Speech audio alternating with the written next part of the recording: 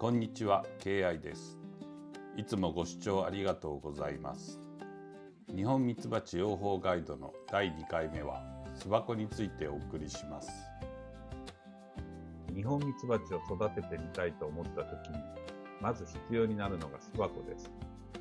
どのようなものをどうやって用意すればよいのでしょう。購入する場合はどこから買えばベストなのか悩みますね。あまり良い巣箱でなくて後悔したくないですし、一方 DIY する場合は構造や細かいサイズの情報がバラバラで多すぎて混乱してしまいますね。今日は最初の一文を迎えるために、日本ミツバチ飼育では標準と言ってよい重箱式について説明します。重箱式巣箱の一般的な構造、推奨サイズ、失敗ポイント、購入と DIY までを説明しますので、ぜひ最後までご覧ください。それではやっていきましょう。今日のゴールは3つです。1つ目は重箱式巣箱の構造を上から順にイメージできること。2つ目は一般的に良いとされている標準サイズを把握すること。3つ目は巣箱を買うか DIY するか、自分はどうするか決められること。これらを押さえておけば、次は春の分蜂時期までに巣箱を用意して、待ち受け巣箱の設置準備に進めます。結論からお話ししますと、初心者はまず標準的な重箱式を1式以上用意する。これが一番良いと思います。その理由ですが、作りやすい、買いやすい、段で調整できて扱いやすい、細密や管理がやりやすいといったメリットがあるからです。重箱式は底の抜けた四角い箱を積み重ねて、日本ミツバチが好む縦に長い空間を作る方式です。自然界の木のうろみたいな住み心地に寄せつつ、箱を分割できるので人間側の作業性が上がります。このミツバチに合うと人が扱いやすいの両立が重箱式が定番の理由です。重箱式の大きなメリットは細密方法がシンプルになることです。日本ミツバチは巣の上部に蜂蜜を貯めて、その下に育児器を作る傾向があります。細密で育児器を破壊してしまうと、群れに負担がかかったり、最悪の場合は蜂蜜に幼虫混入のリスクもあります。重箱式なら上段の貯蜜域の段だけを取り出して蜂蜜を収穫できます。つまり育児域を壊しにくい。ここが初心者にとって大きいです。さて次に重箱式巣箱の一般的な構造を説明します。重箱式は大きく6パートに分かれますので、上から順に説明していきます。まず一番上には屋根を置きます。屋根を置くことで雨と直射日光を避けて巣箱内の環境を安定させることを狙います。さらにこのような煮締めベルトなどを使って風で飛ばないように固定します。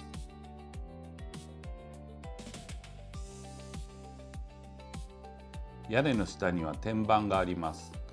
これは巣箱の上を塞ぐ蓋です。天板から直接巣を作られてしまうと、作業する際に天板を外しにくくなるので、次のすのこが重要になります。天板の下にはすのこを設けて、すのこの下から巣を下に向かって作らせます。すのこと天板の間には赤リンダニ予防のためのメントールを設置したりします。なお、細密の際にはワイヤーですのこと巣を切り離してすのこを取り外します。すのこにはこのように文字通りすのこの形状をしたものがあります。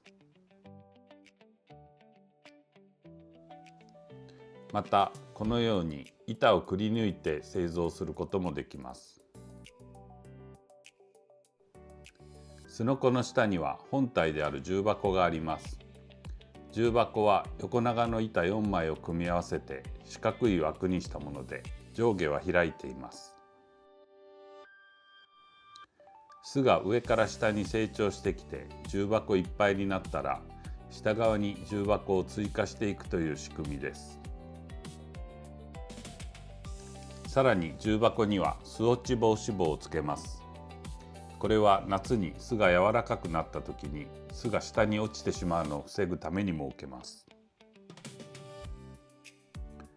巣落ち防止棒は飼育者さんによって特徴があるところでもあります。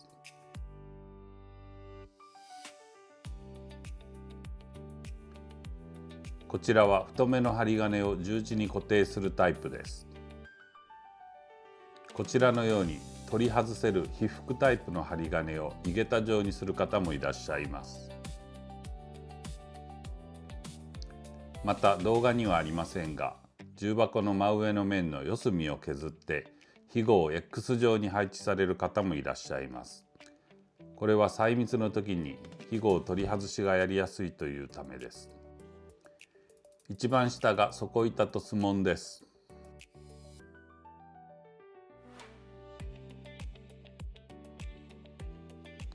底板は建築用のコンパネをカットして使うことが多く、このような片面防水のものを使えば水をはじくしカビが来なくて便利です。つるつる滑りそうなものですが、ミツバチたちは気にしていないようです。次にミツバチの出入り口である巣紋です。巣紋の作り方はいろいろありますが、重要ポイントが一つ。巣紋の高さは7ミリがベスト。これより大きいとスズメバチなどの侵入リスクが上がります。このように高さ7ミリの切り欠きをつけた巣紋枠を一番下の巣箱と底板の間に置く方法があります。雨の跳ね返りで巣箱が汚れたり湿度が高くなるのを避けるため、巣箱は台の上に設置します。台の種類はブロック、排水マス、コンテナ、鉄製台などいろいろあります。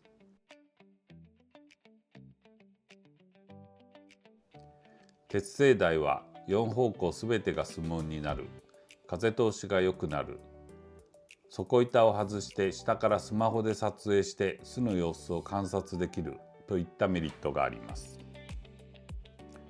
なお、巣箱の中の様子を観察することを内見と言います。引っ越しの時の内見に似ていますが、漢字がちょっと違いますね。また、野菜収穫などで使うプラスチックコンテナもよく使われています。この場合は底板を随時抜いたりできませんから、掃除や内見しやすい構造を考える必要があります。例えばこのように扉を設けた巣紋枠とすることで、掃除や内見を可能にします。巣紋と底板と台の構造の組み合わせはいろいろなやり方があるので、調べて工夫するのも楽しいですね。さて次は巣箱の標準的なサイズについて説明します。必ずしもこのサイズでなくてはいけないというわけではないですが、一般的にはこれから説明するサイズが良いとされています。巣箱の内寸ですが、220mm×220mm から 230mm×230mm にすると良いと思います。これより少し小さくても問題ないですが、一度に収穫できる蜂蜜が少なく、作業性が落ちます。これより大きい場合は、夏場の巣落ちが心配ですので避けた方が無難と思います。一段の高さは 120mm から 150mm 程度にします。板厚は25から 35mm 程度です。板の材質は杉が定番です。そして一度サイズを決めたら今後も同じサイズで段を増やすことになりますので、最初の1台のサイズはじっくり考えて決めることがポイントです。初心者がやりがちな失敗ポイントは2つ。薄すぎる板と板の間の隙間です。板が薄いと夏は高温になりやすく、冬は冷えやすい。結果として凍結や弱体化のリスクが上がります。そして隙間は巣虫の侵入経路になりやすいですし、光が入るので入居の確率が下がる可能性があります。重箱と重箱の接合部は耐候性のある黒テープで周囲を一周カバーするのが良いでしょう。さて、どうやって用意するかですが、購入するか DIY で自分で作るかになりますね。私としては初めてニホンミツバチ飼育に挑戦するなら、まずは参考に1台買って構造を学ぶことをお勧めします。また、実績のあるところから購入すると、挑戦した最初の年に入居という可能性も高まると考えています。実際私も近所の橋友さんも最初は実績のあるところから購入したのですが、共に初年度入居を達成しています。DIY のメリットはコストを抑えて台数を増やしやすいことです。また、いろいろ構造を工夫して作るのも楽しいですね。DIY のポイントを挙げます。板は杉、扱いやすく安価で入手性が良い。反り対策で乾燥剤を選ぶ。ビスはコーススレッド。屋外ならできればステンレス。木工用ボンドは併用すると強い。防腐塗装は不要。外側だけバーナーで炙る。腕に自信のある方以外は、ホームセンターのカットサービスで正確な直角の角を持つ板を揃えるのがおすすめです。実際の作り方については次の動画で紹介しようと思っています。DIY でスモン、底板、台の組み合わせをどうするかのポイントを一言で言うと、掃除と内見ができる構造にすることです。底板に縮図が溜まると、ツムシの幼虫も発生しやすいので、掃除できる構造が必須となります。また、巣箱内を下からスマホで撮影して内見できることも重要です。扉をつけたスモンとしたり、引き出し式のスモンを作る方法が YouTube などで紹介されています。また、巣虫対策に効果がある青柳式巣箱台も有名ですので、ご興味のある方は一度チャレンジされるのも面白いかと思います。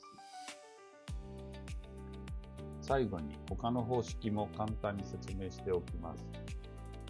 丸胴式は歴史のある手法で、ミツバチの習性にフィットしやすいと言われますが、丸太を切り抜く加工も大変で、蜂蜜収穫の作業性があまり良くないです。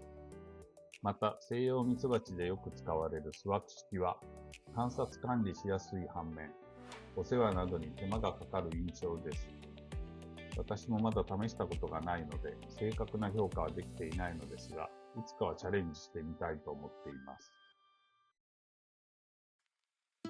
いかがでしたでしょうか？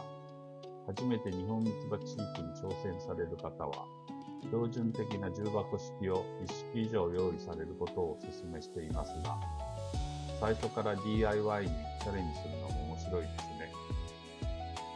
今回の内容はより詳しくブログ記事にまとめていますので、ぜひ概要欄のリンクからご覧ください。このチャンネルでは、定年後に夢中になれる趣味を探そうをテーマに、ニホンミツバチの飼育や果樹栽培などを紹介していきます。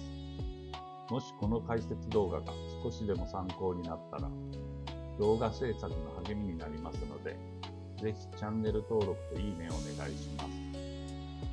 また、コメントもお気軽にお願いします。すべて返信しています。今後は重箱式巣箱の製造の実際や、ミツバチ誘引卵の金病変の入手方法などの解説動画をアップしていきたいと思いますので、よかったら通知をオンにしておいていただけると見逃すことがないかと思います。ご視聴ありがとうございました。それではまた次の動画でお会いしましょう。